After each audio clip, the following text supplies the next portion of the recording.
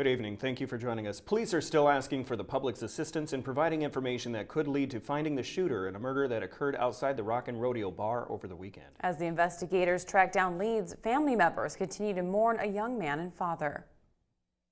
23-year-old John Kverluk was fatally shot outside the Rockin' Rodeo bar on Sunday. I always told him that, he was an angel sent from above.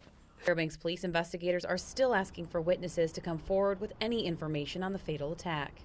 Or urging those to come forward that are actually involved in this horrendous, heinous incident.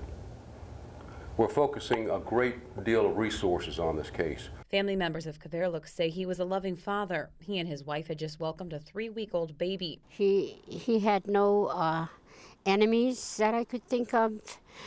He was just such a sweetheart, a very, very, very good man. Eyewitnesses report Kverluk was jumped inside the bar.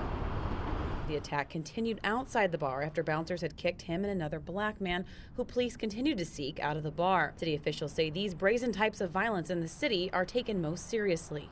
I'm directing Chief Aragon and our police department to dedicate highest priority, dedicate all resources necessary to solve this crime. This sort of thing is not going to be tolerated in the Golden Heart City. The suspects police are seeking are described as black males. One is described as short and stocky with closely cut hair and was wearing dark clothing that night.